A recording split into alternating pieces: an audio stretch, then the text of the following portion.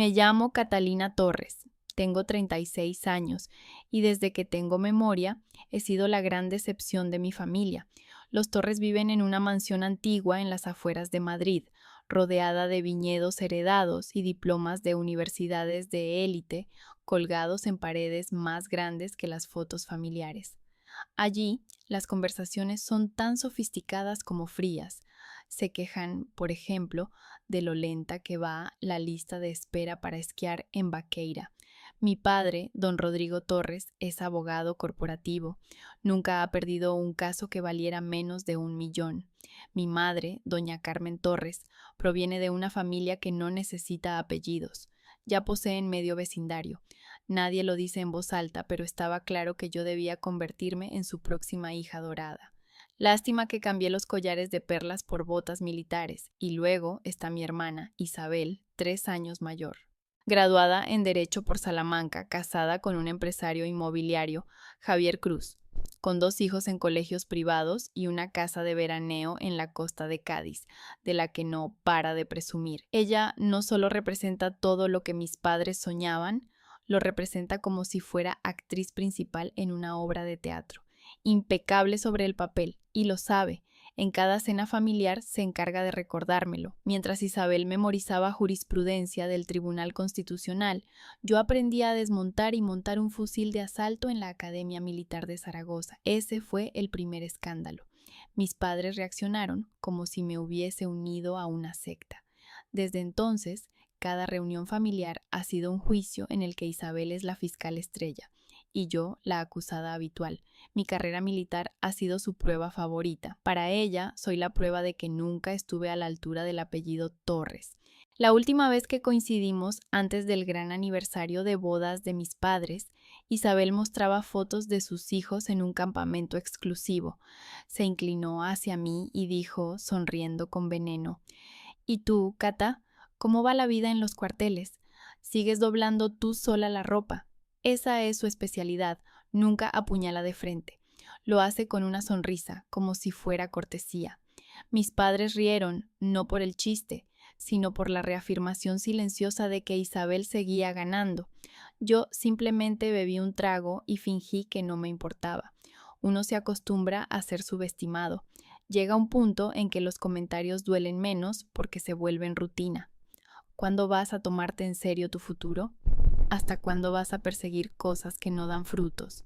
¿No crees que es hora de sentar cabeza con alguien respetable? Las preguntas de mi madre son como leer una lista que repite sin pensar. Isabel las convierte en un juego. Lo más cruel es que todo lo hacen con modales exquisitos. Nada de gritos, nada de peleas públicas, solo recordatorios constantes de que, para ellos, yo estoy por detrás. Las cenas en casa, Torres, no son comidas, son torneos, cubiertos de plata, vinos importados y alguna historia sobre el último caso legal de Isabel que recibe más aplausos que si hubiera descubierto la cura contra el cáncer. La familia no se junta para compartir, se junta para medir quién compró más, quién asciende más, quién brilla más. Desde niña entendí que yo era el metro con el que se medía lo que no se debía hacer. Mi padre incluso lo dijo una vez, delante de un amigo. Isabel siguió el camino. Catalina le gusta experimentar. Experimentar, como si en lugar de liderar tropas en zona de combate, estuviera jugando a hacer pasteles. Pero lo peor de todo es el sentido del oportunismo de Isabel. Tiene un olfato perfecto para detectar sangre. Una noche, en plena cena, preguntó si el ejército tenía pensiones reales, porque había leído un artículo sobre veteranos en apuros. Me atraganté casi con la comida. No lo preguntaba por preocupación. Lo hacía para recordarle a todos que yo no estaba escalando en la misma dirección. Así funciona el estilo Torres, humillación disfrazada de conversación casual. La preparación para la cena del 40º aniversario de bodas de mis padres se sentía como alistarme para un juicio, donde ya sabía que perdería. Una semana antes, Isabel me llamó con voz empalagosa. Cata, no te preocupes por traer nada elegante. Con que vengas, basta. Traducción. Ella pondría el champán francés y el caviar, y yo podía llevar vino del supermercado. Mi madre remató con lo suyo. ¿Sigues en ese piso pequeño, querida? Bueno, te sentaremos cerca de los primos. Les encantará oír tus aventuras. Aventuras, así le llaman ahora a las misiones militares. ¿Sigues todavía en ese piso pequeño, querida? Me preguntó doña Carmen Torres con una sonrisa estudiada. Bueno, te sentaremos cerca de los primos. Les encantará escuchar tus aventuras. Aventuras, así llaman ahora a las misiones. Con ese eco en la cabeza, conduje aquella noche hacia la casa familiar, con una botella de vino más cara que mi propio coche, aunque, por supuesto, no daba la impresión adecuada. Así se sobrevive en esta familia, aparentando. Sabes que te están midiendo incluso cuando nadie abre la boca. Aparqué detrás del reluciente Range Rover de Isabel Torres. Respiré hondo y me recordé a mí misma. He estado bajo fuego en Afganistán. Seguro que puedo sobrevivir a otra cena de los Torres. Dentro, todo era exactamente como imaginaba. Don Rodrigo Torres presidía el salón junto a la chimenea. Isabel posaba al lado de Javier Cruz, como si estuvieran en la portada de una revista de estilo de vida, y doña Carmen flotaba entre los invitados, asegurándose de que todos admiraran su vestido azul marino. Sentí la mirada de Isabel repasando mi ropa antes incluso de que abriera la boca. Cata, has llegado, dijo, dándome ese abrazo falso que sabe a hielo, y enseguida lanzó el dardo. Esa blusa me suena. ¿No la llevaste en Navidad hace 2 años? Todos lo oyeron, todos fingieron no escucharlo. Así funcionan las cosas aquí. La cena comenzó con el brindis habitual. Don Rodrigo levantó su copa. Por 40 años junto a la mujer más extraordinaria que he conocido. El tintinear de las copas llenó la sala mientras doña Carmen sonreía como si aún estuviera en un catálogo nupcial. Y llegó la coletilla. Y por nuestras hijas, Isabel, que nos ha dado tanto orgullo, y Catalina, que ha seguido su propio camino. Traducción. Una es la triunfadora, la otra el experimento familiar. Yo sonreí y bebí un largo sorbo. Al llegar al segundo plato, Isabel estaba en pleno espectáculo. Enumeró los logros de sus hijos de Isabel en su colegio privado y deslizó, con fingida pena, lo duro que debía de ser trabajar en un empleo tan exigente y tan mal pagado. Doña Carmen suspiró como si fuera una tragedia.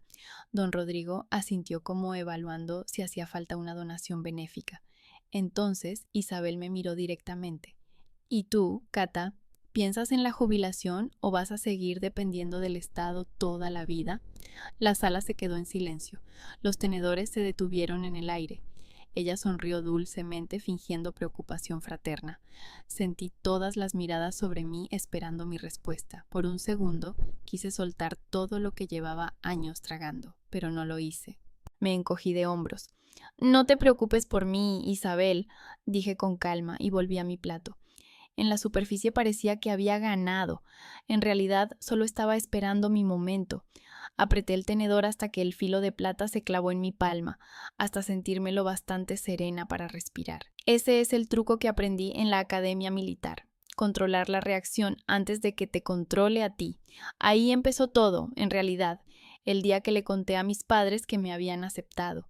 La cara de Isabel lo dijo todo. Se echó a reír y preguntó si aquella academia era esa escuela militar donde la gente solo aprende a desfilar. Mi padre la corrigió. Sabía perfectamente lo que era, pero su tono era más molesto que orgulloso. Había imaginado Yale o Princeton, quizá Stanford si me daba por ser atrevida. Lo militar ni siquiera estaba en la lista, pero la Academia de Zaragoza no era un capricho, era dura y por eso la elegí. Cada día estaba diseñado para romperte hasta que aprendías a reconstruirte más fuerte. La primera mañana mis botas parecían pesar 10 kilos y mi compañera de litera lloraba en silencio después de apagar las luces. Nunca le conté a mi familia cuánto quise abandonar. No era porque pensara que no les importaría, sino porque sabía que Isabel disfrutaría cada segundo de mi derrota. ¿Lo veis? Os lo dije. Nunca estuvo hecha para esto. Esa frase vivía en mi cabeza como una maldición. Me acompañaba en cada carrera de fondo, en cada ejercicio helado al amanecer, en cada momento en que estuve a punto de hacer la maleta y largarme.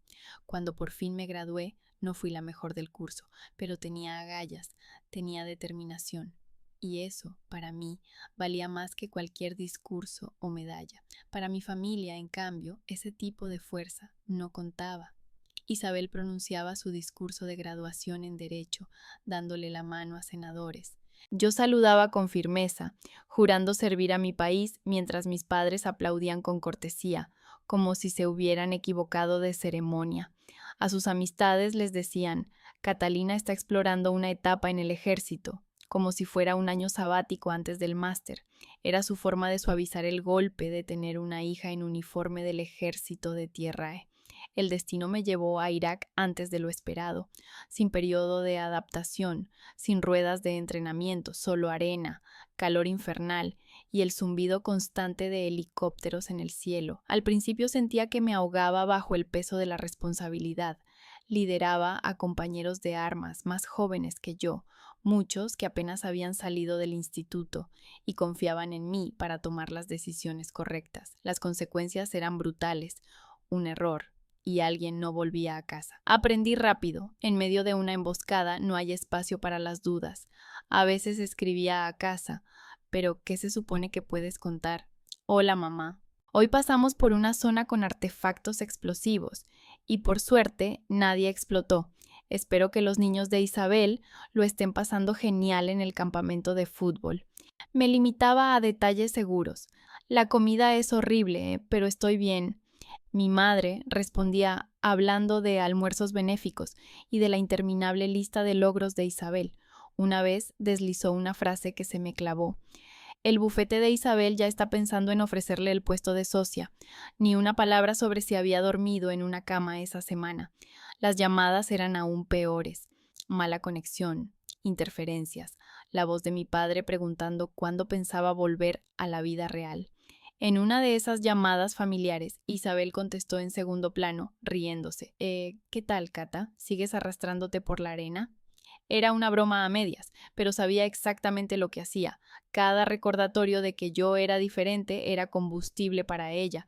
Medía su éxito en función de lo lejos que yo quedara por debajo. Pero hay algo que cambia cuando vives un combate real. Después de que te silben balas cerca de la cabeza, los comentarios sobre el sueldo o mi piso barato ya no duelen igual. Aprendes a sonreír, dejas que piense que ha ganado y esperas. Aún así, mentiría si dijera que no dolía. Por mucha fortaleza que tengas, cuando tu propia familia te descarta, se nota. Hubo una noche que se me quedó grabada en la memoria. Estábamos en una misión rutinaria, una simple patrulla en convoy por una carretera secundaria de Irak. A medio camino empezaron los disparos. Caos.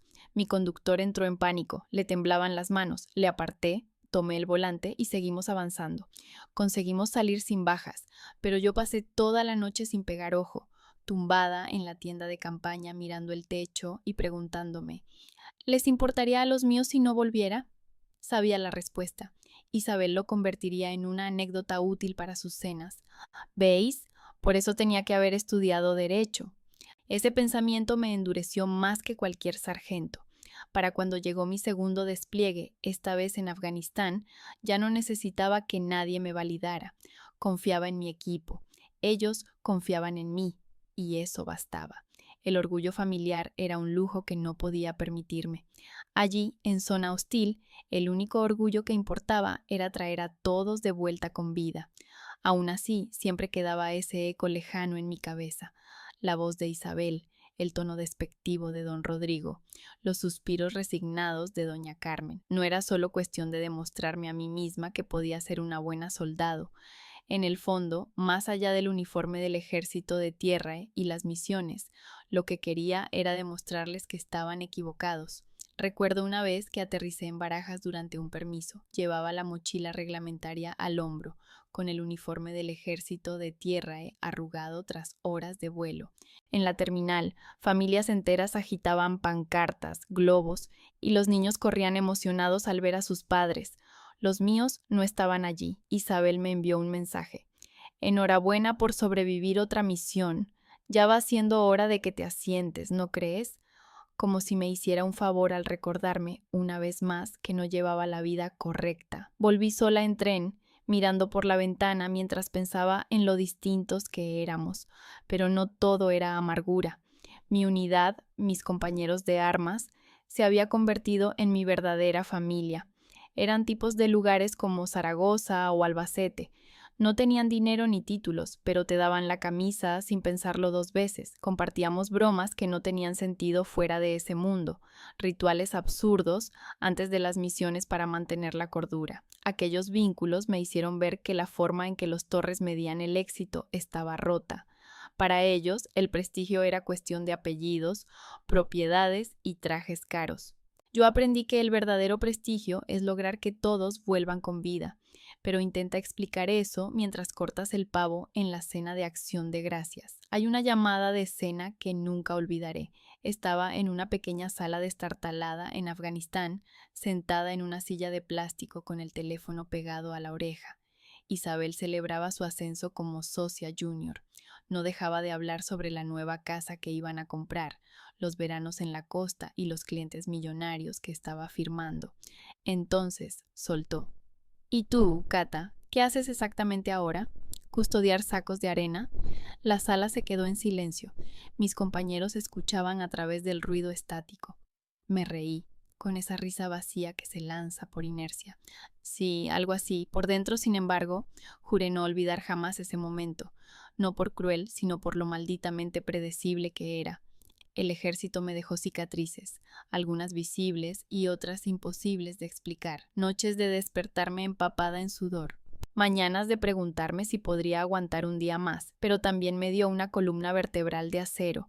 Mi familia nunca lo notó, solo veían la superficie, el pelo desordenado, los ojos cansados, la ropa sin marca, el dedo sin anillo. Mientras Isabel desfilaba con vestidos de diseñador, yo aparecía con lo que tuviera limpio del cuartel. Para ellos, la imagen lo era todo.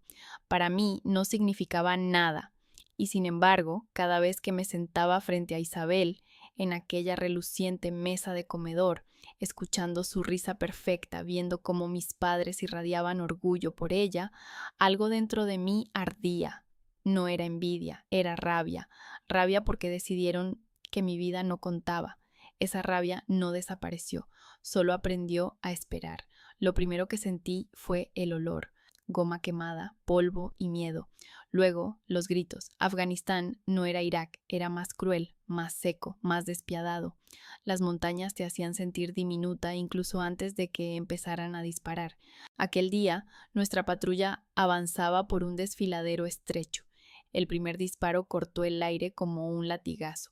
Las balas rebotaban contra el blindaje, el estruendo atravesaba el casco, el entrenamiento toma el control. Agacharse, responder fuego, comprobar a los tuyos, pero por mucho que entrenes, nunca estás realmente lista para el caos de una emboscada. Recuerdo perfectamente ver al soldado Ramírez caer. Solo tenía 21 años. Cada noche hablaba de los guisos de su madre como si pudiese olerlos desde allí, como si le estuvieran esperando al volver.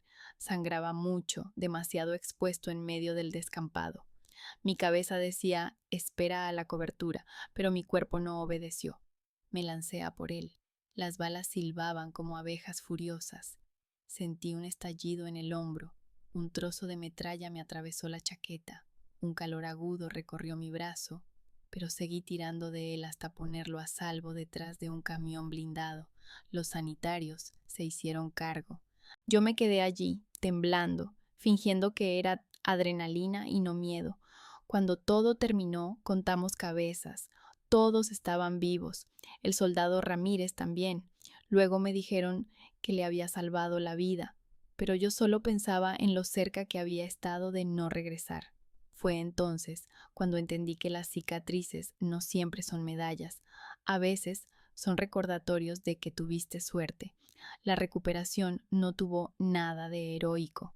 Pasé meses en un hospital militar, el brazo en cabestrillo, con un desfile de médicos revisándome como si fuera un expediente. Las noches eran lo peor.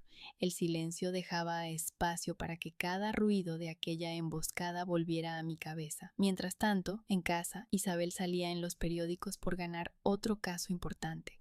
Doña Carmen me envió el recorte. perfectamente doblado, sin nota adjunta, solo la prueba de que ella seguía siendo la hija de la que presumir. Las facturas se apilaban incluso estando de baja. Sí, el ejército cubría una parte, pero no todo. Tenía cupones de comida para el supermercado, algo que Isabel nunca me dejaba olvidar.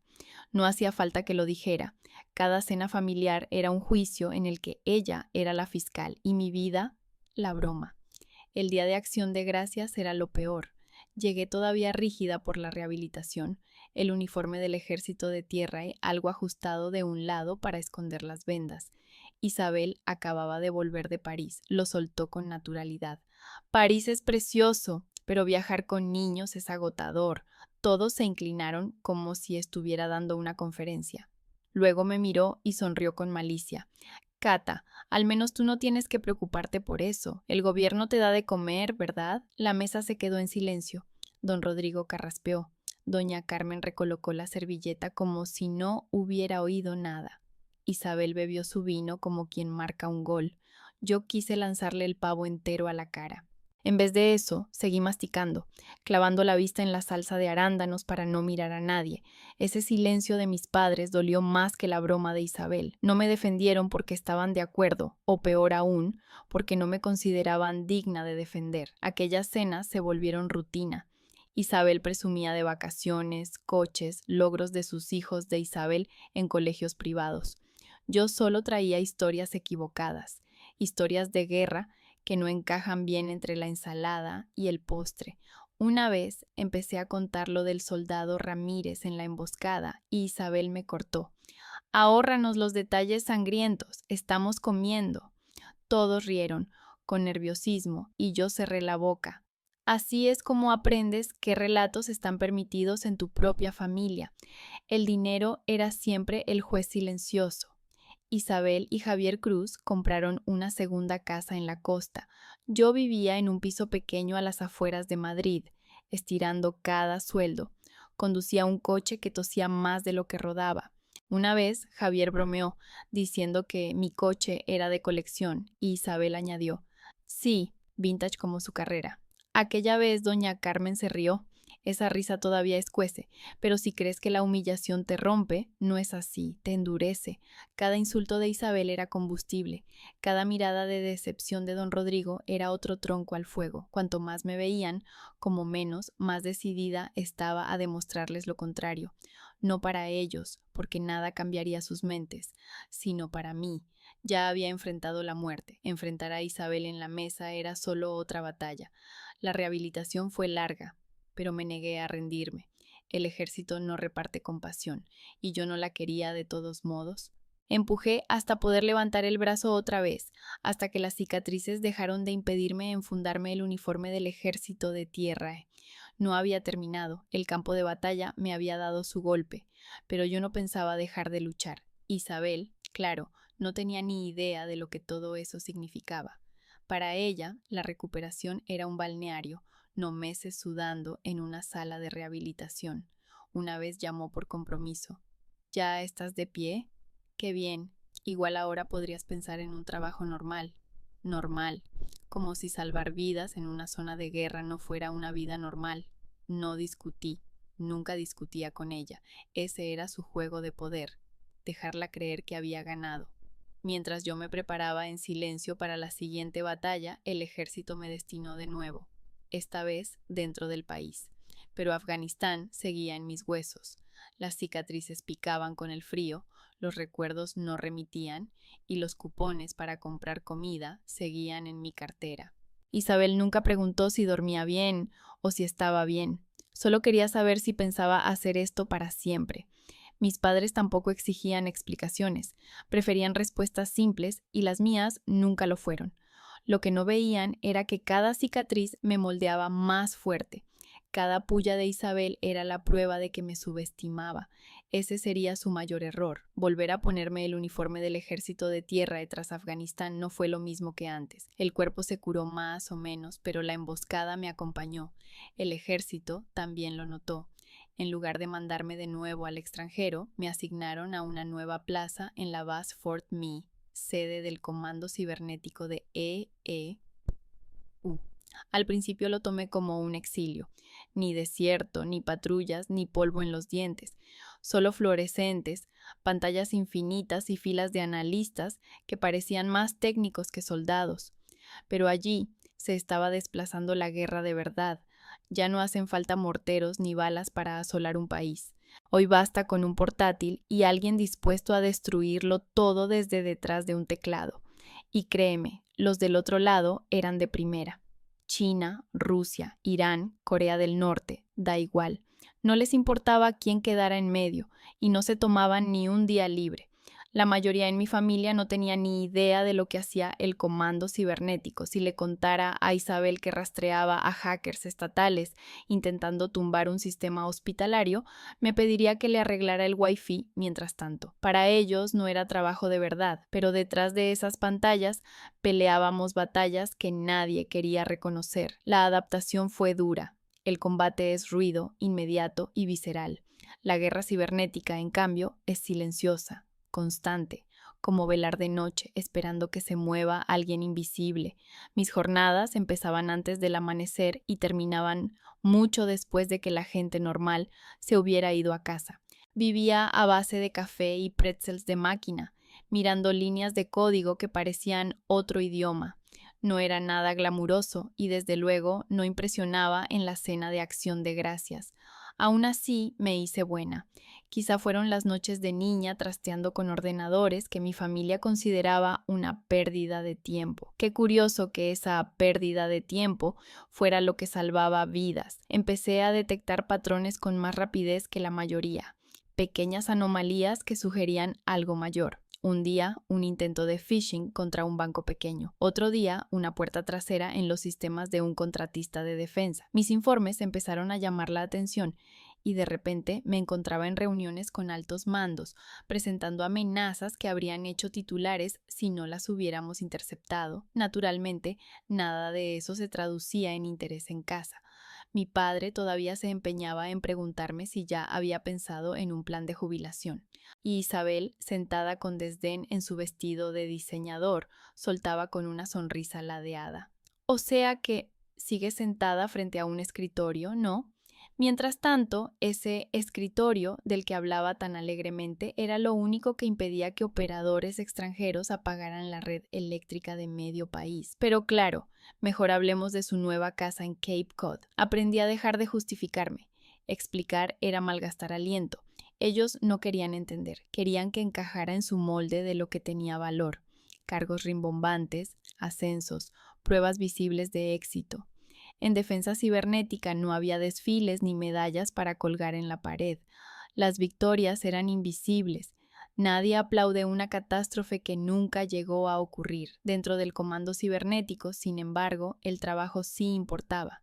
Mi equipo se tragaba turnos de 16 horas, rastreando amenazas capaces de paralizar el control aéreo o robar millones de archivos militares. No salíamos en las noticias, pero sabíamos muy bien el marcador. Cada brecha que bloqueábamos era un desastre evitado. Miles de personas vivían su día sin saber lo cerca que habían estado del caos. Recuerdo especialmente una noche, mirando cascadas de registros en la red, cuando algo no encajó. Un patrón extraño de paquetes que rebotaban entre servidores del este de Europa. Al principio parecía aleatorio, pero cuanto más lo analizaba, más evidente se volvía su intencionalidad. Lo marqué, lo seguí y efectivamente, era un intento coordinado para infiltrarse en la cadena de suministros militares. Lo detuvimos antes de que penetraran el sistema. No hubo portadas, ni medallas, ni discursos. Solo un discreto buen ojo por parte de mi superior y vuelta a la rutina. Esa era la guerra silenciosa, constante, invisible, ingrata, y sinceramente yo la prefería así. En el mundo de mi familia todo era fachada, apariencias, opiniones. En el comando los resultados hablaban por sí solos. Nadie se fijaba si llevabas 3 años con las mismas botas o si conducías un coche que tosía más que andaba. Si detenías una amenaza, valías. Y punto. Aún así, las cenas familiares seguían. Isabel no perdía oportunidad para lanzarme una pulla. Catalina, ¿sigues soltera? Ya sabes, nunca es tarde para plantearse alternativas. Alternativas como dejar el ejército y casarme con algún tipo que ella aprobara. Mi padre asentía. como si acabara de escuchar algo sensato. Mi madre rellenaba la copa de vino de Isabel y cambiaba de tema. Nadie me preguntaba en qué estaba trabajando o si me sentía orgullosa. Ese silencio lo decía todo. Pero hay algo curioso, el silencio también puede ser poder. Dejé de defenderme en esas cenas. Cada vez que Isabel lanzaba una indirecta, yo la dejaba flotar en el aire, que creyera que había ganado. No se daba cuenta de que cuanto menos hablaba yo, más aprendía sobre ella, sobre mis padres, sobre lo reducido que era en realidad su mundo. Ellos pensaban que me miraban por encima del hombro, y sin saberlo, era yo quien los observaba a ellos, descubriendo por fin todas las grietas en esa fachada de perfección. En el cibercomando teníamos una frase que repetíamos como un mantra: la mejor batalla es la que nadie sabe que ocurrió. Con el tiempo se convirtió también en mi lema fuera del uniforme del ejército de Tierrae, que Isabel se riera, que mis padres soltaran suspiros cargados de decepción. No necesitaba que entendieran los detalles, solo necesitaba seguir haciendo lo que realmente importaba. Y así aprendí a moverme entre dos mundos. Durante el día rastreaba líneas de código hostil que cruzaban el planeta, protegiendo redes eléctricas y evitando que aviones cayeran del cielo. Por la noche volvía a ser la oveja negra, la decepción familiar que, según ellos, no había sabido prosperar. Cualquiera se habría derrumbado. Yo, en cambio, lo usé como combustible. Cada comentario condescendiente de Isabel era otra razón para seguir adelante, otra chispa para pelear más fuerte en los silencios donde ocurren las verdaderas guerras. Lo que ninguno de ellos comprendía era que cada pequeña victoria en el cibercomando se sumaba a algo mayor. Mi reputación, la confianza de los altos mandos del cibercomando, mi historial, todo se estaba consolidando en algo que, tarde o temprano, no podrían ridiculizar en una cena con una sonrisa sarcástica. Y aunque intentaba hacer oídos sordos a las pullas de Isabel, había una imagen que no conseguía borrar de la cabeza, la de ella atragantándose con su copa de vino, como aquella vez que don Esteban, el mayordomo, trajo una revista con la historia de otro. Solo que esta vez la portada no sería de un CEO millonario, sería sobre mí, la hermana que nunca pensaron que lograría nada, bajo los focos, en un escenario que ninguno de ellos podría controlar. El aroma del puro favorito de mi padre me alcanzó incluso antes de cruzar el umbral de casa por su cumpleaños. La finca de los Torres seguía detenida en el tiempo, los mismos suelos brillantes, la misma lámpara de araña que Isabel se jactaba de haber traído de Italia, el mismo aire de juicio esperando al otro lado de la puerta. Llevaba una bolsa sencilla con un buen whisky, de esos que sabía que a don Rodrigo realmente le gustaban. Nada ostentoso, nada que Isabel pudiera exhibir en redes. Pero fue inútil. Cuando entré al comedor, Isabel ya se había apoderado del escenario. Hablaba con fervor de un caso importante que había defendido en un tribunal federal, con una voz tan precisa y ensayada que parecía estar dando su alegato final. El jurado prácticamente aplaudió, dijo, bebiendo de su copa como si celebrara una victoria olímpica. Mis padres asentían, fascinados. Coloqué el whisky discretamente sobre la mesa auxiliar. Ni una mirada. Catalina, dijo por fin mi madre, doña Carmen, como si acabara de descubrir que había una intrusa en su exclusivo club social. ¿Qué tal el trabajo? La forma en que lo dijo, no hacía falta leer entre líneas. ¿Sigues en ese puesto sin futuro? ¿Aún estás desperdiciando tu potencial? Ocupado, contesté tomando asiento. No perdí el tiempo explicando que, la semana anterior, mi equipo había neutralizado un ataque cibernético contra un contratista de defensa que habría puesto en peligro millones en equipos militares. Esas cosas no encajaban entre el solomillo y la ensalada de rúcula en casa de los Torres. Isabel sonrió con su tenedor en alto como si fuera un arma elegante. Ocupada. Eso está bien, al menos te mantienes entretenida. Hay gente que se estanca en trabajos sin proyección. ¿Sabes? El comentario cruzó la mesa como una bala en cámara lenta y se alojó directo en mí. Don Rodrigo dejó escapar una risa breve, como si Isabel hubiera dicho algo ingenioso. Apreté la mandíbula, pero seguí masticando. Mostrar rabia era justo lo que Isabel quería. Su juego siempre fue ese, tener el control. Cada cena en casa de los Torres era como un juicio a puerta cerrada, donde Isabel se erigía en fiscal, juez y testigo estrella, mientras yo ocupaba el banquillo de los acusados. A su lado, Javier Cruz, su esposo, se recostaba con autosuficiencia en la silla, como si observara un interrogatorio que ya sabía ganado. Catalina, ¿te has planteado qué harás después?, soltó él, con ese tono condescendiente que usas con una becaria. Ya no eres una cría, quizás derecho, algo con más estabilidad. Lo dijo como si estuviera lanzando una sugerencia amable, no como quien hablaba con una mujer que había pisado campos de batalla reales. Estoy bien donde estoy, respondí sin titubear. Las cicatrices me escocían con el frío, pero ni por un segundo iba a dejar que lo notaran, no en el teatro que Isabel había construido con tanta precisión. Pero, ¿de verdad te ves así el resto de tu vida?, interrumpió ella, sin dejarme saborear otro bocado. Encerrada en un sótano mirando pantallas todo el día. No. Vamos, Catalina, ¿no querrías una vida de verdad? Doña Carmen asintió con dulzura, fingiendo preocupación maternal. Don Rodrigo, con su copa de escocés girando entre los dedos, optó como siempre por el silencio, ese silencio que dolía más que cualquier palabra de Isabel. La cena siguió así, ataque tras ataque, envueltos en frases disfrazadas de preocupación. Isabel empezó a recitar logros de los hijos de Isabel, recitales de piano, torneos de fútbol, una feria de ciencias que convirtió en epopeya nacional. Los aplausos de mis padres no se hicieron esperar. Cuando el foco volvió hacia mí, el silencio fue ensordecedor. Intenté romperlo una vez. La semana pasada, mi equipo detuvo un intento de ataque a un sistema federal. Dije, lo más cerca que estuve de contar algo real. Isabel ladeó la cabeza como si le fascinara el chisme. Ah, ¿de hackers? ¡Qué monada! Bueno, alguien tiene que hacer ese trabajo. Y sin pausa volvió a hablar de cómo su firma de abogados estaba considerando ascenderla a socia. Todos volvieron a orbitar alrededor suyo. Fue esa noche cuando lo comprendí. El problema no era que no entendieran lo que hacía, es que no querían entenderlo. Mi mundo, para ellos, era invisible y, por tanto, insignificante. Después de la cena, salí sola al porche trasero. La ciudad murmuraba a lo lejos, más viva que esa casa llena de espejismos. Isabel me siguió, sus tacones, repiqueteando sobre el suelo de piedra. Encendió un cigarro, un gesto que reservaba para los momentos en que quería herir con elegancia. ¿Sabes, Catalina?, dijo entre humo.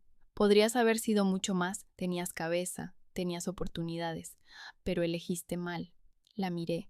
Fija, la misma hermana que se burló cuando yo necesitaba vales de comida, la que convirtió mis cicatrices de combate en chistes de sobremesa. Quizás escogí un camino que tú jamás podrías entender, respondí con calma. Isabel sonrió con suficiencia. Buena forma de justificarlo, replicó, sacudiendo la ceniza de la barandilla antes de darse la vuelta y desaparecer, convencida de que había vuelto a ganar. Me quedé allí, con las manos apretando la madera hasta que los nudillos se volvieron blancos, pero lo que dolía no eran sus palabras, era saber que nunca obtendría lo que quería de ellos, respeto, ni de Isabel, ni de mis padres. Para ellos yo siempre sería la que no encajaba, la que no brillaba en los moldes que valoraban, y sin embargo, dentro de mí una sonrisa tímida se dibujó, porque mientras Isabel creía tenerme acorralada, yo conocía la verdad. Cada puñalada suya solo añadía presión, y la presión, tarde o temprano, crea diamantes. Al despedirme aquella noche, don Rodrigo apenas me dio la mano. Doña Carmen me besó la mejilla sin mirarme. Isabel me abrazó como si consolara a una perdedora, pero yo caminé hacia el coche con la cabeza alta. No estaba acabada, ni cerca. Y mientras me alejaba de la finca de los Torres, con el resplandor de sus lámparas desvaneciéndose en el retrovisor, me invadió una extraña paz. Podían seguir subestimándome. Las batallas que yo libraba no tenían lugar entre copas de vino ni velas de cumpleaños. Se libraban en las sombras, donde ganar significaba que nadie sabría que estuve allí, y en ese silencio apenas estaba comenzando. Una semana después crucé las puertas del centro de operaciones. La luz azul de los monitores envolvía la sala. Algo había cambiado. Las conversaciones eran más rápidas. la tensión más densa. Habíamos interceptado información sobre una operación cibernética a gran escala. Incluso los analistas más veteranos se incorporaron con seriedad. Me dejé caer en mi silla mientras escaneaba los informes entrantes. Lo que aparecía en pantalla no era una simple amenaza. Un grupo extranjero estaba lanzando sondas coordinadas no solo contra un sistema, sino contra decenas, infraestructuras críticas, hospitales, aeropuertos, incluso partes del sistema eléctrico. Esto no era casual, era un ataque cuidadosamente orquestado.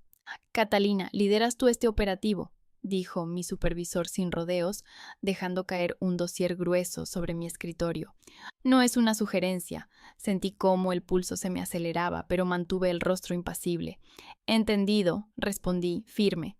Las siguientes 72 horas se fundieron en un solo combate, sin balas ni explosiones, pero igual de letal.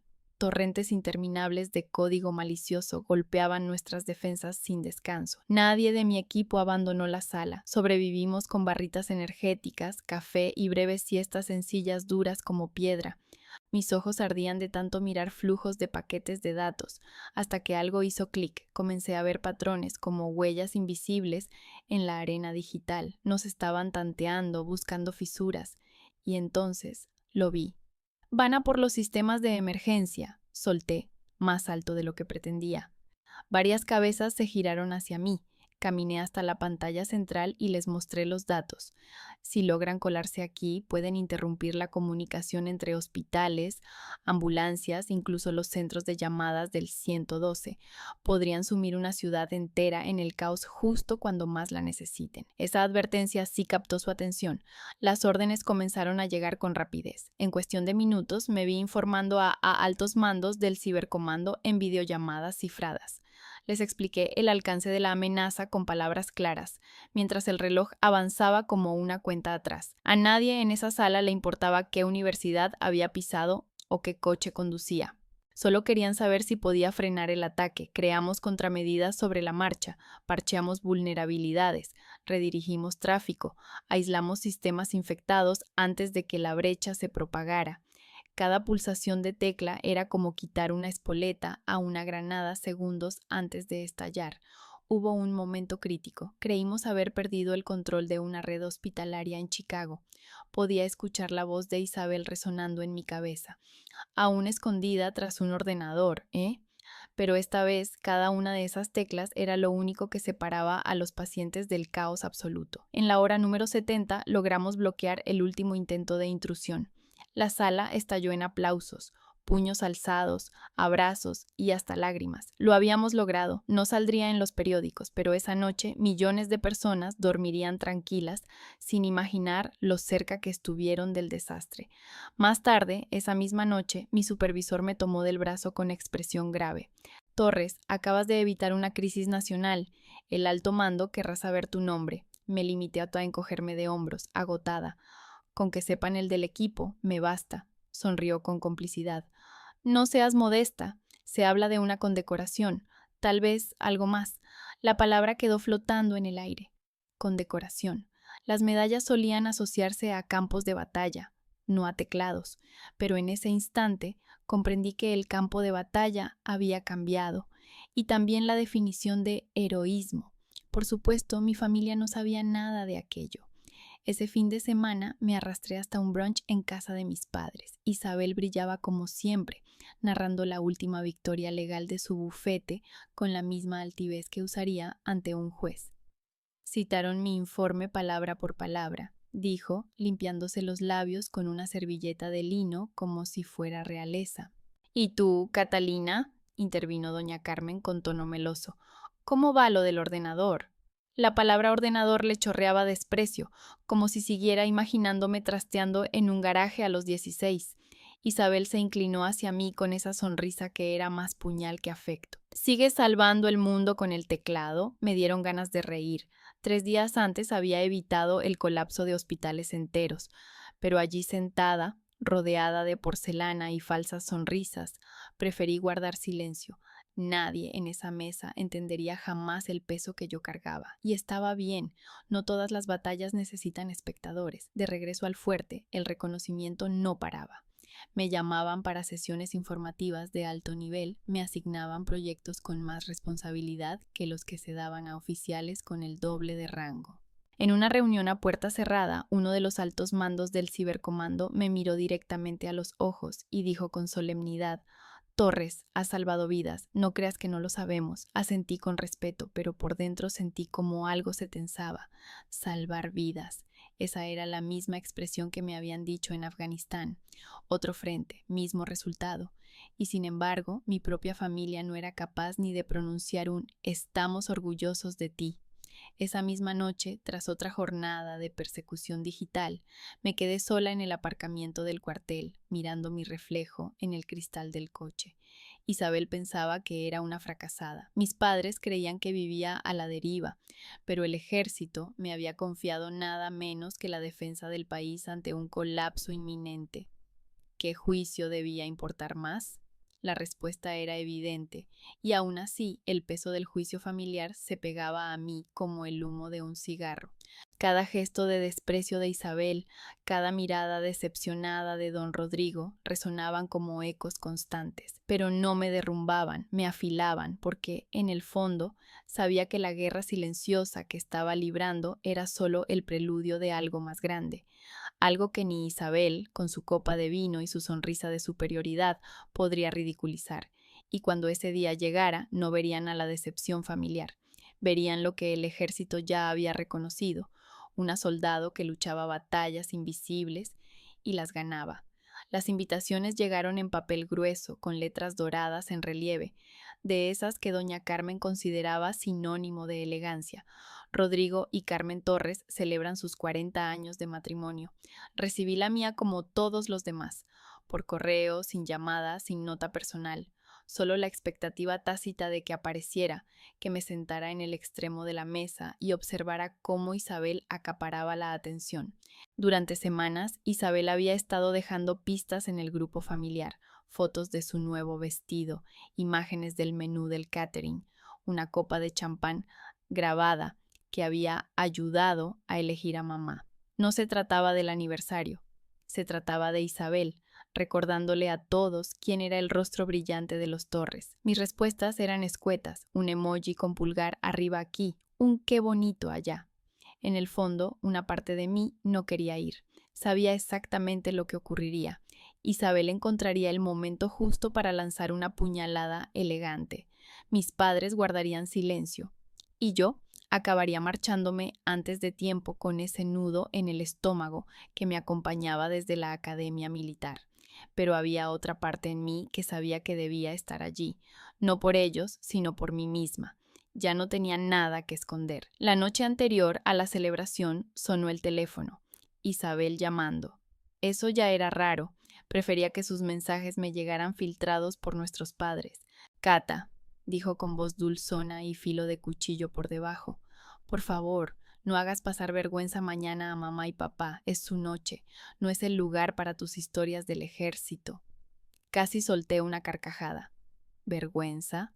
Los mismos padres que presentaban a Isabel como el orgullo de la familia, mientras a mí me describían como la otra. Me mordí la lengua. Tranquila, Isabel, no se me ocurriría robarte el protagonismo. Hubo una pausa breve, sorprendida por mi respuesta, pero enseguida recuperó el tono. Bien, solo asegúrate de vestir algo decente. Colgó antes de que pudiera responder. Decente. En su lenguaje eso significaba un vestido de firma y un reloj de marca. Para mí, decente era llegar siendo quien realmente era.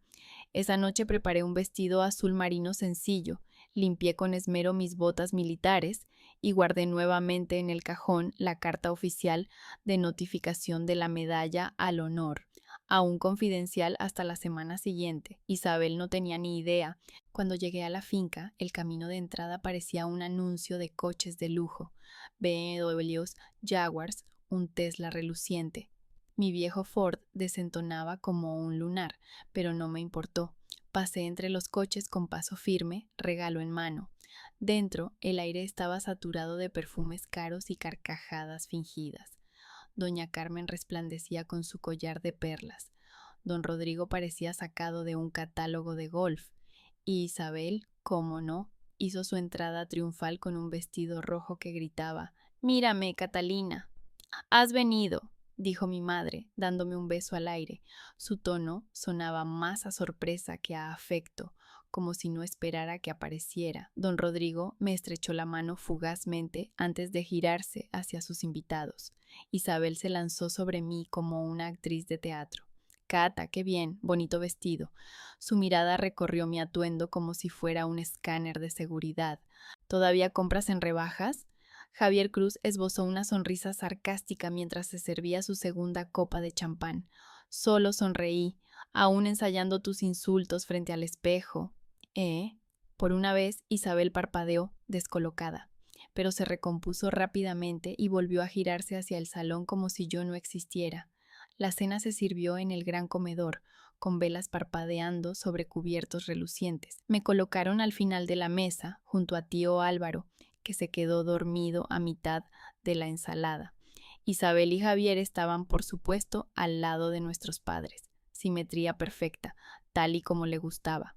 Las conversaciones eran las de siempre: casas de verano, universidades de prestigio, la última victoria judicial de Isabel. Y cuando llegó mi turno, Javier se inclinó hacia mí. «Entonces, Cata, ¿sigues con esas jornadas eternas delante del ordenador?», preguntó Javier Cruz con una sonrisa que apenas disimulaba su burla. «Debe de ser duro vivir al día». «Sin lujos, claro», añadió Isabel con esa voz suya que resonaba por toda la mesa. «Catalina, ¿sigues usando vales de comida?». «No te juzgo. Bueno, no mucho. Solo me sorprende a tu edad». Sus palabras estallaron como una granada en plena cena. El tenedor de doña Carmen se detuvo en el aire. Don Rodrigo carraspeó, pero no abrió la boca. Lucía Torres bajó la mirada, incómoda, y Isabel, encantada de sí misma, se recostó en su silla con una media sonrisa de victoria en los labios. Dejé la copa con calma y la miré directamente. «Qué curioso que lo menciones, Isabel. Quizá deberías guardarte ese comentario». Su sonrisa vaciló apenas 1 milímetro. La tormenta se acercaba, y ella aún no lo sabía. Mientras llegaba el plato principal, la dejé seguir parloteando. Presumió de las inversiones inmobiliarias de Javier, de las escuelas privadas de los hijos de Isabel, de sus próximas vacaciones en Italia. Cada palabra rebosaba esa seguridad arrogante de quien está convencida de haber ganado la partida. Lo que no imaginaba era que las reglas estaban a punto de cambiar, porque a la mañana siguiente, mientras Isabel lidiaba con su resaca y presumía entre vecinos y conocidos de otra noche perfecta, el Pentágono anunciaría la ceremonia de la medalla al honor, y mi nombre, Catalina Torres, aparecería en todos los medios del país. La decepción de la familia, el chiste fácil de las ayudas sociales, estaría al lado de el presidente, recibiendo el mayor reconocimiento militar de la nación. Pero por ahora me mantuve en silencio. Le permití a Isabel disfrutar de su última noche en el centro del escenario, porque pronto su sonrisa desaparecería, y una vez lo hiciera, no habría vuelta atrás. El tenedor de Isabel ni siquiera había tocado su boca cuando don Esteban apareció en el umbral del comedor. Vestía más formal de lo habitual, lo cual ya era mucho decir, considerando que siempre parecía estar listo para recibir a la reina. «Disculpen», dijo con voz serena pero firme. «Ha llegado una entrega especial para la capitana Catalina Torres». Todas las cabezas se giraron hacia mí. Por un momento pensé que se había equivocado, que lo había dicho por inercia. Pero no. Dijo mi nombre alto, claro y sin titubeos. Las cejas de Isabel se arquearon, su sonrisa se quedó congelada, como si no pudiera concebir por qué me llegaba algo especial a mí. Don Esteban se apartó con elegancia, y otro miembro del personal entró con un sobre sobrio, adornado con el sello del Pentágono. Nada de Amazon, nada de facturas. Me lo entregó directamente, sin hacer caso a la mano extendida de Isabel. Lo tomé con calma, deslizándome un dedo bajo la solapa. El comedor quedó en silencio absoluto. Ni siquiera se oía el tintinear de los cubiertos. Isabel, incapaz de contenerse, murmuró con sorna: «¿Qué es? ¿Otro aviso de facturas impagadas?». Algunas risas educadas se esparcieron por la mesa, más débiles de lo habitual. Saqué la carta. El papel era grueso, pesado, en mis manos. Leí el encabezado: Oficina del Secretario de Defensa. Notificación oficial. Leí en silencio durante unos segundos. Luego alcé la vista. El silencio era asfixiante. Todos esperaban que tartamudeara. En lugar de eso, dejé la carta abierta sobre la mesa, a la vista de todos. Mañana por la mañana, dije con calma. El presidente me entregará la medalla al honor por mis acciones en Afganistán y por mi labor actual en el Comando Cibernético de las Fuerzas Armadas. El impacto fue inmediato, como si una bomba hubiese estallado en medio de la mesa. La copa de vino de don Rodrigo se detuvo a medio camino. Su rostro perdió todo color. Doña Carmen soltó un suspiro ahogado y llevó la mano a sus perlas. Lucía casi dejó caer su cuchara de postre. E Isabel, su sonrisa se desplomó como una tienda barata en mitad de una tormenta. «¿Estás bromeando?», logró decir con una voz afilada como cristal roto. Señalé la carta con la barbilla. «Léela tú misma. Ahora». Javier Cruz se inclinó hacia adelante, sus ojos recorriendo el sello oficial, la firma, y esas palabras grabadas como fuego. Medalla al honor. La mandíbula se le tensó. Ya estaba calculando las repercusiones como buen abogado. Mientras tanto, Isabel Torres parecía haber mordido un limón. Pero eso es imposible», balbuceó. «No entregan esas medallas así como así. Son para verdaderos héroes, no para...». Se tragó el final de la frase, dándose cuenta demasiado tarde del precipicio al que se acercaba. «¿No para qué, Isabel?», pregunté, serena, aunque mis palabras cortaban como vidrio. Ella titubeó, y el color de su rostro pasó de maquillaje impecable a un rubor furioso imposible de disimular. «No para personas como tú». Aquella frase quedó flotando en el aire como una soga a punto de cerrarse. Don Rodrigo dejó por fin su copa sobre el mantel, derramando un poco de vino tinto sobre el lino blanco. Su voz sonó forzada. «¿Esto es legítimo, Catalina?».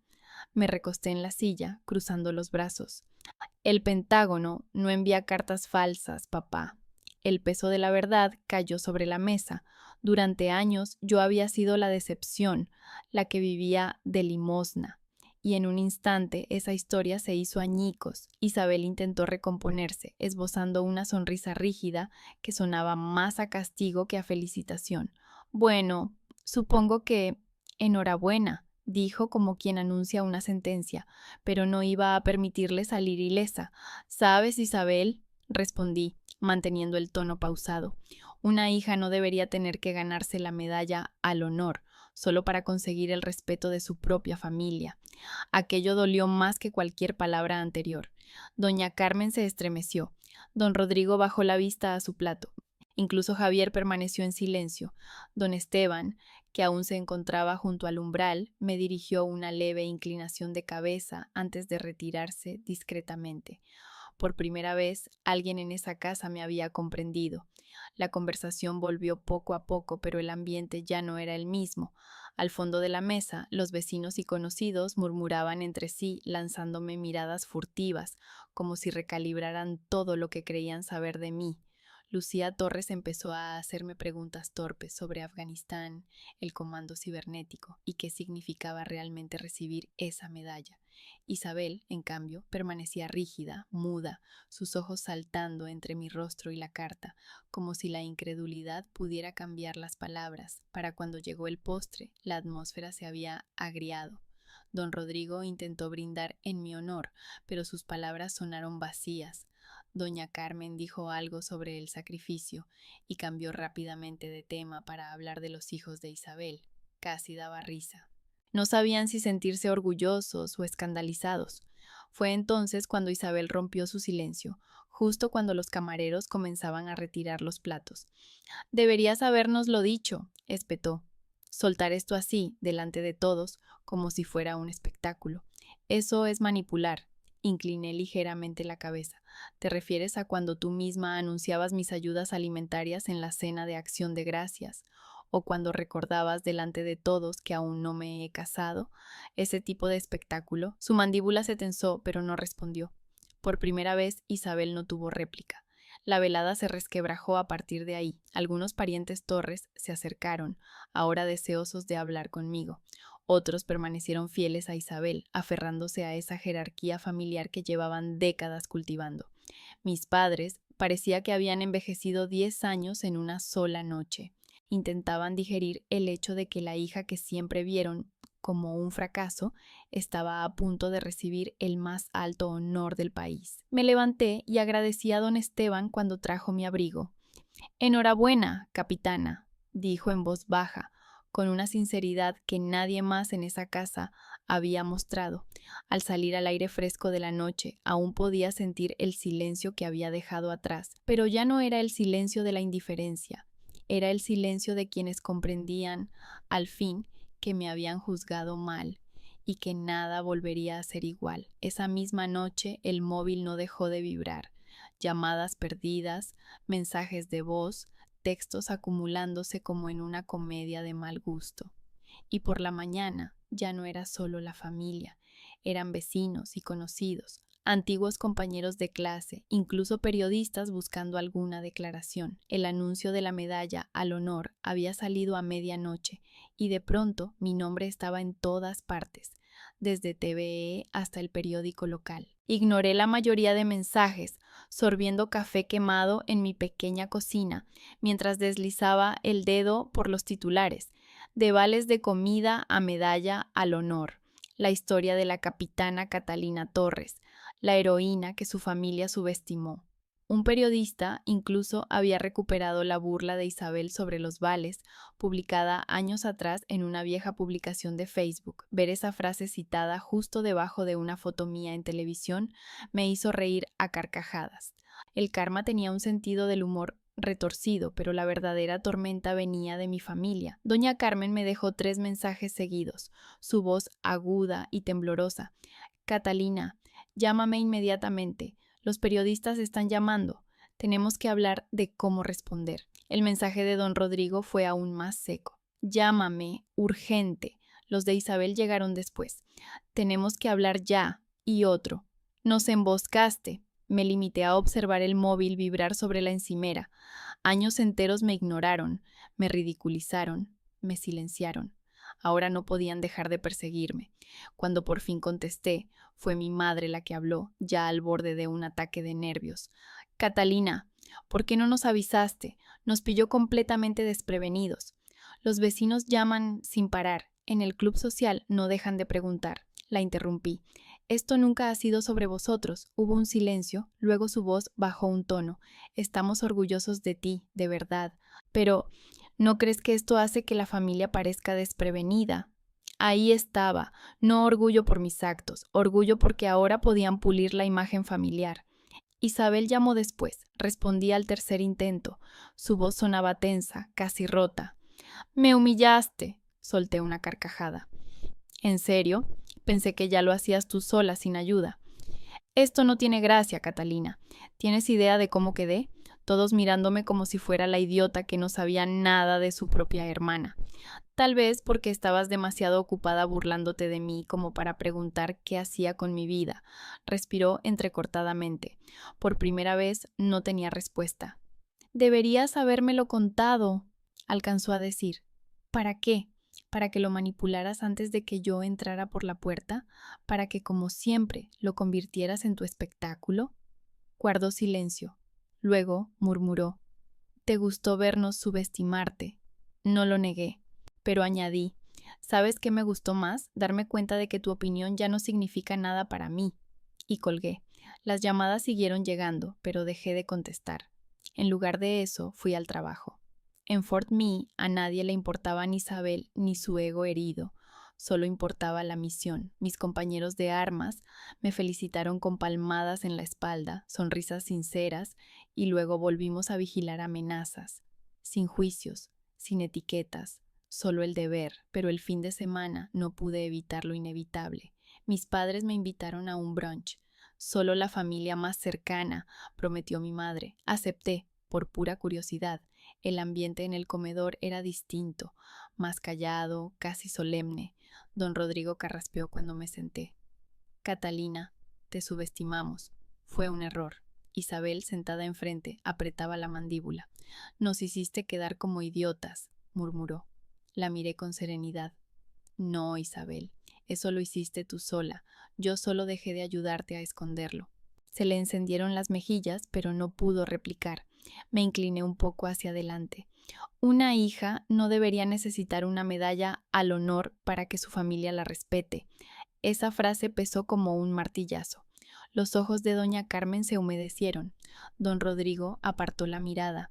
Isabel se quedó paralizada, el tenedor sin tocar. Por una vez dejé que el silencio habitara la mesa, que se enfrentaran a él. El brunch continuó a duras penas, con conversaciones forzadas y preguntas vacías sobre la ceremonia. Mis padres intentaron suavizar las cosas, insinuando que podríamos avanzar como familia.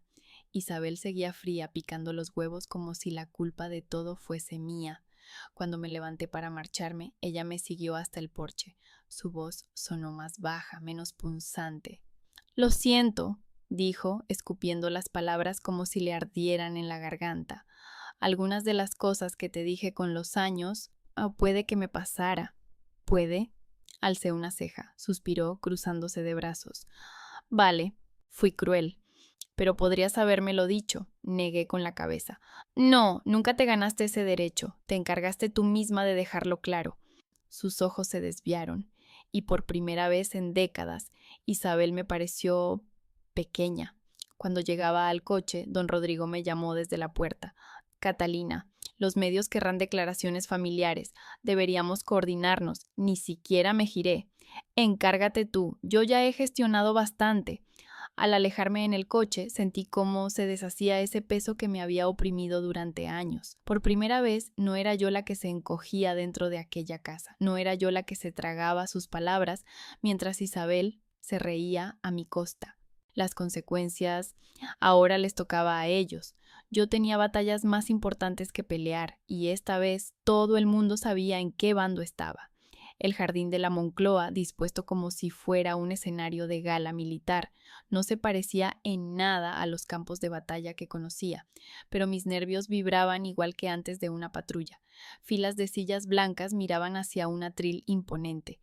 Las cámaras de los periodistas se alineaban como artillería lista para disparar, y los agentes de seguridad escaneaban cada rincón con ojos de francotirador. La ceremonia de entrega de la medalla al honor era una producción nacional, y esta vez no me escondía tras pantallas ni uniforme del ejército de tierra, Hoy era el rostro del momento. Me condujeron hasta la primera fila. El peso del uniforme del ejército de tierra y ceremonial caía con solemnidad sobre mis hombros. Cada insignia, cada cicatriz bajo la tela me recordaba el precio que había pagado para estar allí.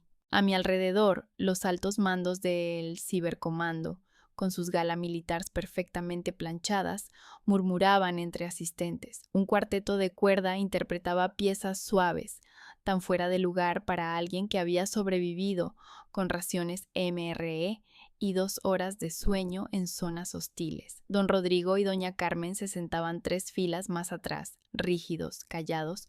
Isabel, con un traje de diseñador y sonrisa de catálogo, parecía posar para un anuncio de dentífrico.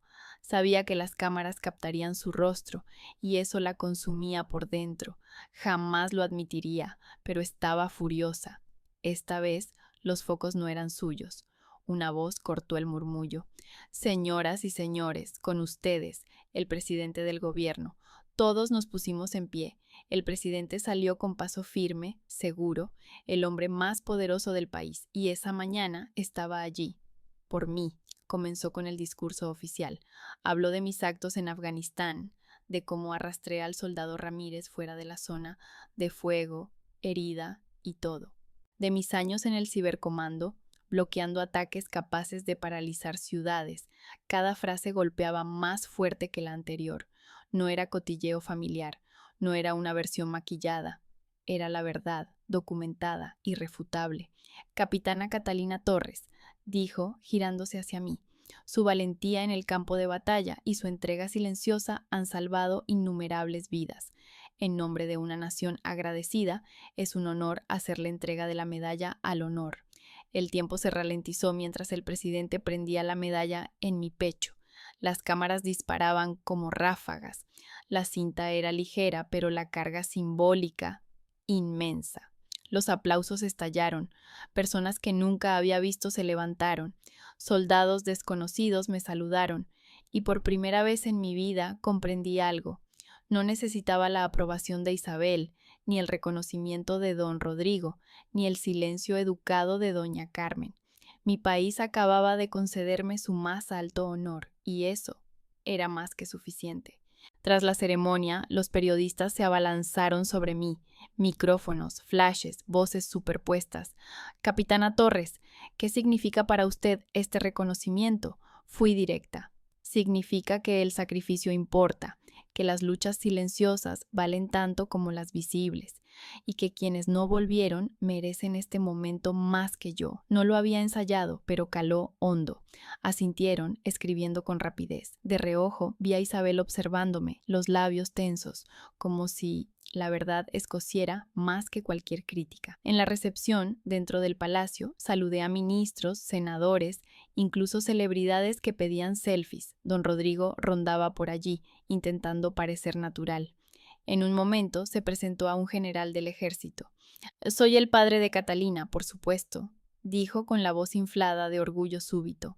Doña Carmen repetía con tono nostálgico que yo siempre había adorado los ordenadores, como si nunca hubiera puesto los ojos en blanco cada vez que los mencionaba. Isabel se acercó con una copa de champán, su sonrisa milimetrada, perfecta para las cámaras.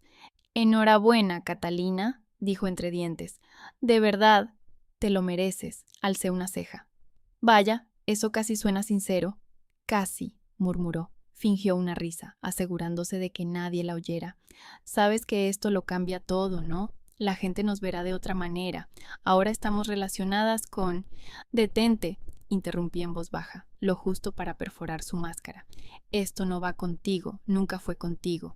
Su gesto se endureció, pero antes de que pudiera replicar, otra ola de invitados me arrastró. Por primera vez, ella no era el centro, era ruido de fondo.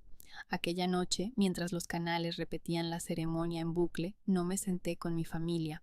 Me quedé sola, en mi pequeño apartamento, aún con el uniforme del ejército de tierra he puesto, la medalla colgando del pecho.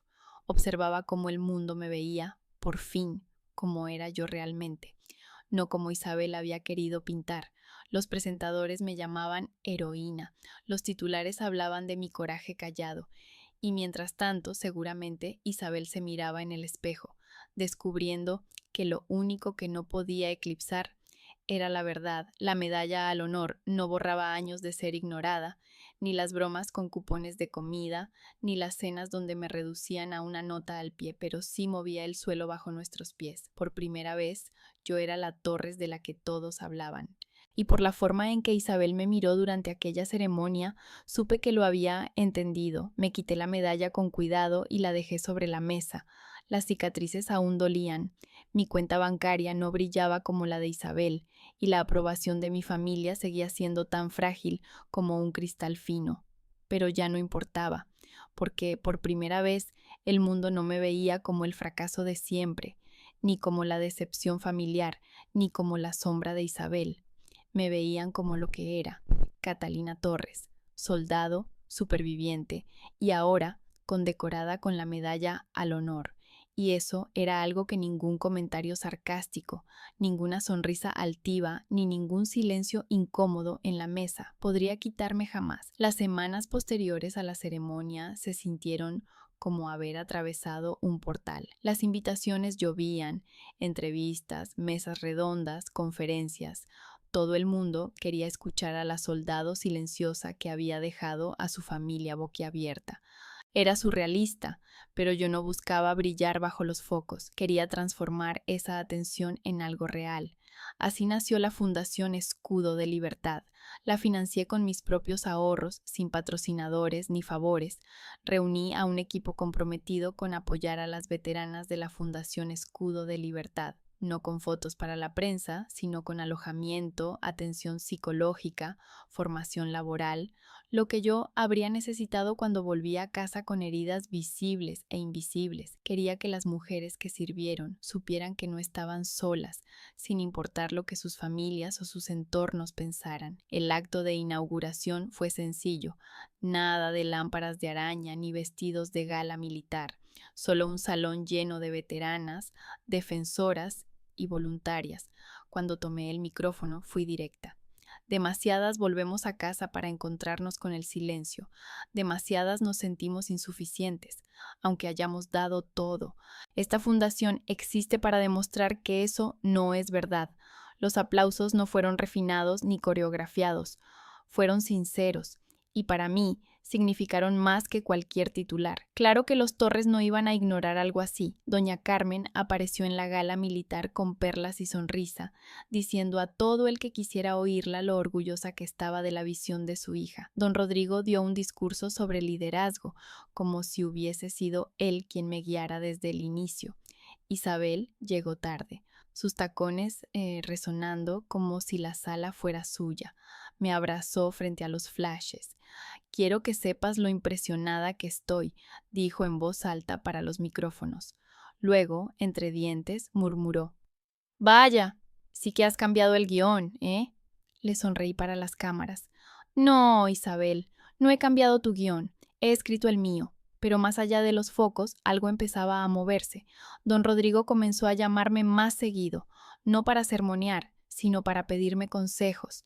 Seguía cargando con su orgullo de apellido, pero ahora estaba mezclado con respeto, uno real. Doña Carmen empezó a nuevo a interesarse por mi trabajo en el cibercomando, no con desprecio, sino con genuina curiosidad.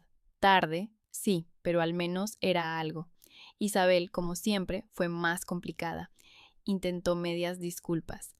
«Sabes, Catalina, quizá fui un poco dura contigo a lo largo de los años. Te presionaba porque creía que podías llegar más lejos». «Presionar», repliqué sin expresión. «Tú te burlabas, me menospreciabas. No lo edulcores ahora». Ella se tensó, pero no lo negó.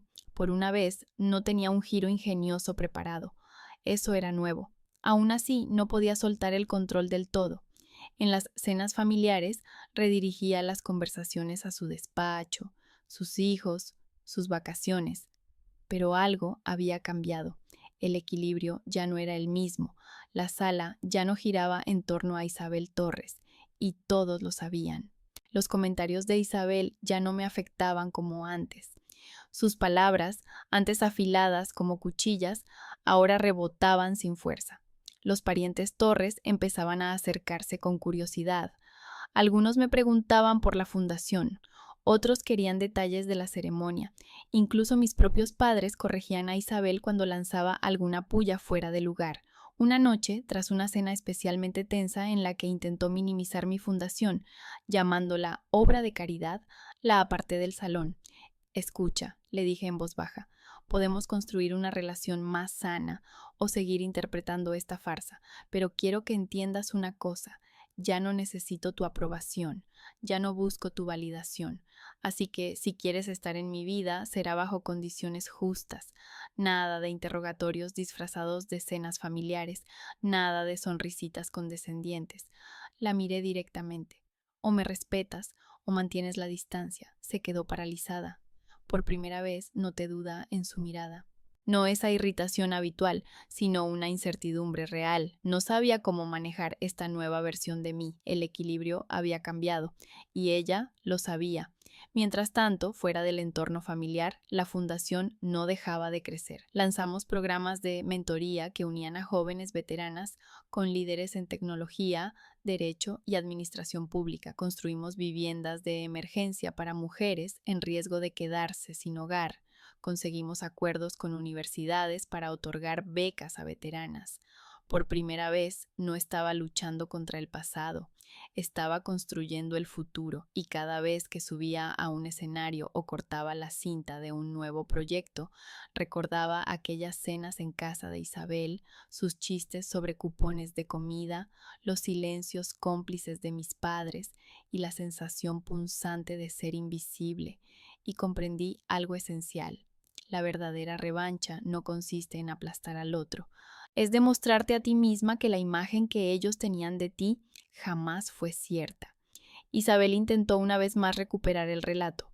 Durante una gala militar benéfica me presentó a uno de sus socios del bufete. Esta es mi hermana, Catalina. Ha hecho cosas impresionantes últimamente. Siempre supe que tenía ese potencial. No se lo dejé pasar. Sonreí al socio. Luego la miré con firmeza. Eso no es cierto. Nunca creíste en mí. Me dijiste que estaba malgastando mi vida. Pero gracias por reescribir la historia. El socio esbozó una risa incómoda. Isabel se sonrojó, pero no replicó. La dinámica había cambiado demasiado como para que pudiera imponer su ley. Durante años fui la insignificante en cada reunión familiar, encogiéndome en mi silla mientras Isabel brillaba. Pero ahora las fuerzas se habían igualado, no por la medalla, no por la fundación, sino porque, por fin, dejé de cargar con el peso de sus juicios. Marqué mis límites, exigí respeto. Y poco a poco se fueron adaptando. No era perfecto.